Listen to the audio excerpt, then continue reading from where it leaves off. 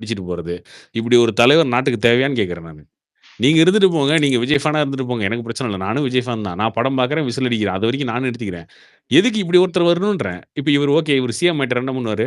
வீட்ல படுத்து தூங்கிட்டு புஷி ஆனந்த் நீ பார்த்துக்க அப்படின்னா, புஷி ஆனந்த் வந்து இங்க ஏதோ கேனத்தனமா நாட்ட வந்து எங்கேயோ இழுத்து விட்டு போறதா? தமிழ்நாட்ட. எதுக்கு இவங்கலாம் வந்து நாட்ட ஆளணும்னு கேட்கிறேன். எந்த அக்கறையும் கிடையாது. எந்த உழைப்பும் கிடையாது. எதுக்குங்க வேணும்? விடுங்க, விடுங்க கார்த்தி, விடுங்க கார்த்தி. ஒரு மக்கள் பிரச்சனைய பேச முடியல. சும்மா 30 வருஷமா சினிமால நடிச்சுட்டு எனக்கு கூட்டம் சேருது. அதுக்காக நான் நாட்டாளணும். நான் எம்ஜிஆர். என்ன இது? கோமாளித்தனமா இருக்கு. அந்த எம்ஜிஆர் நரேட்டிவே தப்பு. ஜானவரி செமின்னு ஒருத்தர் எழுதி குடுப்பாராம். அது வந்து இவரு தப்பு தப்பா எழுதி குடுக்குறாரு. தப்பு தப்பா படிச்சுட்டு போவாராம்.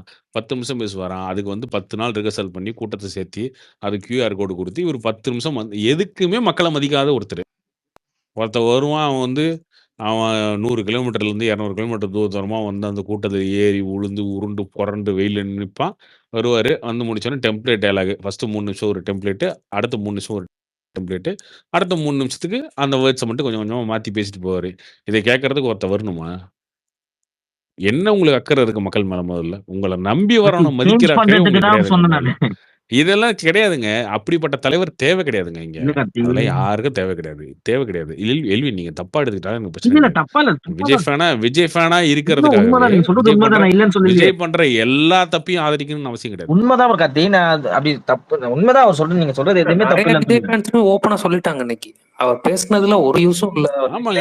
இல்லதானே சொன்னாங்க. அதெல்லாம் ஏங்க யூஸ்லெஸ்ஸா ஒரு கட்சி நடத்திக்கிட்டு, நீங்க என்ன பண்ணுங்க ரோட் ஷோ பர்மிஷன் குடுத்தா என்ன பண்ணியிருப்பீங்க? இதே 10 நிமிஷம் பேசுறதுக்கு, ஒரு 10,000 பேத்த திரட்டி வச்சுக்கிட்டு, அவன் கை காலெல்லாம் மிதிக்க விட்டு, வண்டியெல்லாம் இது பண்ணி விட்டு, அவன வந்து சட்டை கட்டெல்லாம் கிழிச்சு விட்டுட்டு, முடிஞ்சா ஒரு 4, 5 பேத்த கொலை பண்ணிட்டு, ஒரு 10 நிமிஷம் பேசிட்டு போவீங்க அவ்வளோதானே.